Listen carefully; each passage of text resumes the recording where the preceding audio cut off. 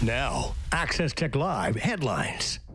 Well, Sony's announced a new controller designed to improve gaming accessibility for people with disabilities. The controller features various accessibility options, including programmable buttons, larger touchpads, and easy-to-use ports for external devices, such as switches and joysticks. Physically, the controller has a circular design with buttons around the circumference, and those match the buttons on a traditional PlayStation controller. There's a large button in the middle, and off to the side, a little joystick that closely resembles an old-fashioned arcade joystick, Stephen.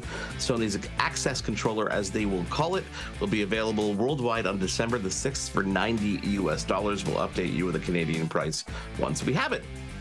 Google announced some new features to Android 14 specifically around accessibility. Some of the highlights include accessible walking routes for obviously Google Maps, and wheelchair accessibility will now be clearer to view and easier to use in Google Maps. Disabled-owned businesses will now be called out in Maps and Search, and the Magnifier app makes the camera more accessible in your Pixel devices, and this goes all the way back to the Pixel 4 and later. Elgato, a maker of great tools for creators and tech heads, have announced a new device, a teleprompter, ideal for presenters, creators, or anyone who really has any difficulty memorizing entire scripts like Stephen, us, or have anxiety in front of a camera. This new device acts as a secondary display to your computer, and it reflects whatever you drag onto it onto the prompter. It's priced at just $279 Canadian, so we're expecting it around $279 US. So we're expecting it around $325 Canadian, and it's available to order right now. Finally, we were so excited about this off the top. Apple has announced its third generation Apple Pencil. This new version features a matte finish and a flat side that magnetically attaches to the side of an iPad for storage. It's compatible with any USB-C equipped iPad and features a sliding cap that reveals a USB-C charging port. It'll be available this November for 109 Canadian dollars. So, Stephen, USB-C charging, does that mean it doesn't charge magnetically? We really got to dig into this. This pencil is so exciting. Yeah, this is absolutely not the best pencil since the last one, by the sounds of it.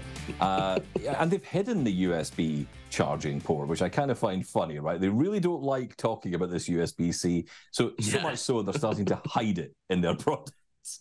Yeah, anything we can do to make sure you don't know it's there, right? Absolutely. I don't, personally, this is not a product for me, because I have to say the pencil for me is the least accessible tool. And also, in fairness, I haven't used a real pencil in about 2 decades.